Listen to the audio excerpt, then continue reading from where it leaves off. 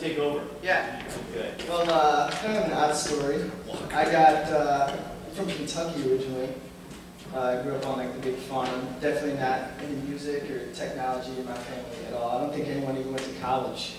But when I got out of high school, went to college, and then probably went my first 2 semesters a total of about 10 days. I think my GPA was like a 0.50 or something. So I was a little scared. I kind of got out of that, flunked out, and got jobs at restaurants doing cooking and serving, whatever else I could do. Just kind of sitting there one day with like greasy shirt, grease on my hands, grease on my face, like this is the worst decision I've ever made. So I kind of like started thinking about stuff to do, went to concerts, started talking to musicians, started talking to sound techs, and they were just kind of like, you know, no one ever went to school for this, but I definitely had no background or history in any of this, so looked online, found McNally Smith.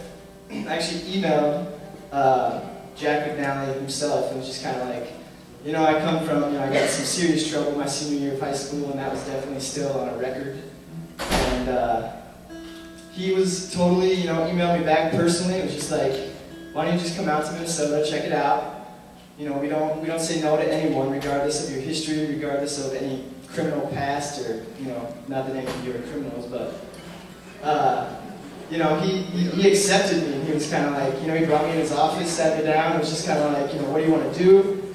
I really had no idea. He was just like, you know, I was like, I kind of like the sound, you know, sound man idea. So he was like, why don't you enroll?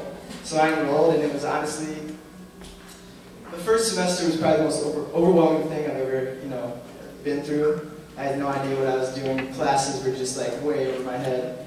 But every teacher at this school, honestly, will sit you down. If you have any questions or your troubles with anything, they totally will help you.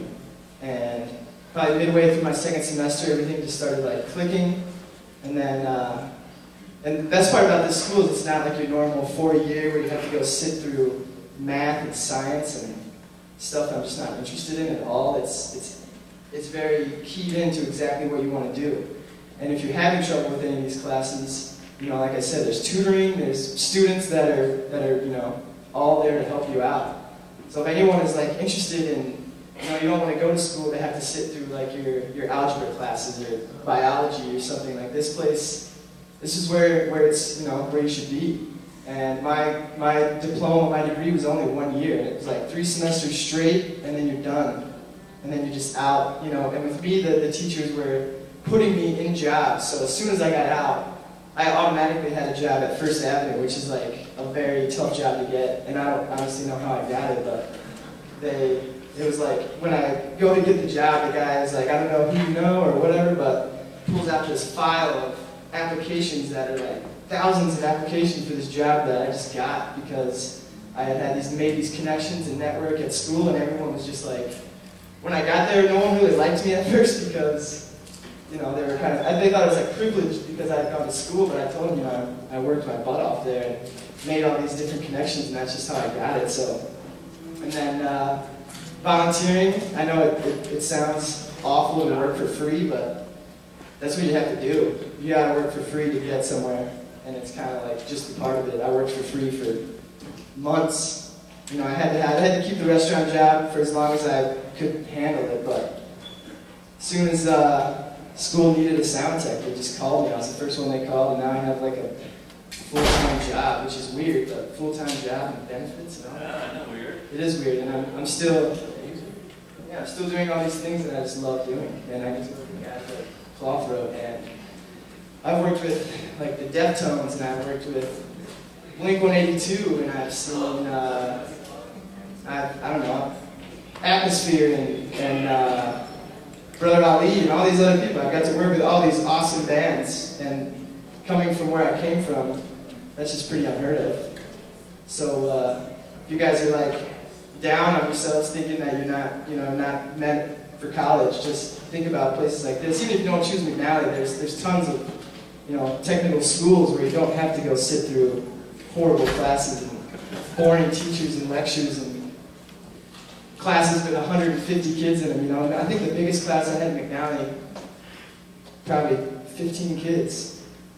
And most of my live sound classes were like 4. So it's just like you and your teacher, and he's just like feeding you everything you need to know. It's just great. So that's it. You had, real quick, you had no experience in running? No, I had never touched any sound, anything in my entire life before I went to school. You really worked hard when you went to school. Yeah, that was the first time, only, you know, I had never studied. I studied probably 10 total minutes in high school and college. But once you got there, you know, I was hanging out with all these kids that were finally something that I was like into. In Kentucky, there's nothing even close to this. So when I got there, it was overwhelming, but at the same time, it was like, man, I should really bust my butt to get something done. And I did. Really, run it. Does anybody? Yeah, Todd Smith, everybody.